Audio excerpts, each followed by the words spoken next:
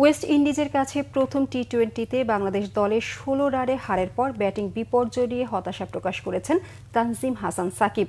তার মতে ইনিংসের শুরুতে দ্রুত উইকেট হারানো এবং দায়িত্বজ্ঞানহীন ব্যাটিংয়ের কারণেই সিরিজে ১-০ ব্যবধানে এগিয়ে যাওয়ার সুযোগ হাতছাড়া হয়েছে টাইগারদের। চট্টগ্রামে সোমবার রাতে ম্যাচ পরবর্তী সংবাদ সম্মেলনে দলের হারের কারণ ব্যাখ্যা করতে গিয়ে এই স্বীকারোক্তি দেন বাংলাদেশের পেস বোলিং অলরাউন্ডার। আসলে শেষ করতে পারলে খুব ভালো লাগতো। এটা একটা গুড কন্ট্রিবিউশন না আমার জন্য, কারণ আমি পুরো সেট ছিলাম, বল অনেক ভালো ব্যাটে কানেক্ট হচ্ছিল, নাসুম ভাইও আমার ভালো সাপোর্ট দিচ্ছিল, নাসুম ভাইও বাউন্ডারি মারতেছিল, এটা আমার জন্য অনেক বড় একটা প্লাস পয়েন্ট। ব্যাটসম্যানদের উইকেটগুলো গেছে কিন্তু পাওয়ার প্লেতে, তারা যদি সেট হয়ে আউট হইতো এটা একটা ডিফারেন্ট সিনারিও ছিল, কিন্তু বেশিরভাগ ব্যাটসম্যান সেট হওয়ার আগে আউট হয়ে গেছে।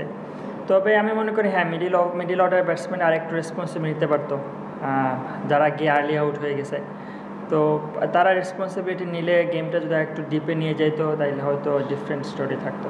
এই টি-20 খেলাটা এরকম, একদম শেষ পর্যায়ে 2 ওভারে 30 লাগতো, ওই গেম আমরা ক্লোজ করে ফেলছিলাম। আমাদের একটা কনফিডেন্স ছিল যে না, আমরা ভালো করে আসতেছিলাম টি-20তে। সো আজকে আমরা হেরে গেছি, ইট ওয়াজ এ ব্যাড ডে। নেক্সট 2টা গেমে আমরা কামব্যাক করবো ইনশাল্লাহ।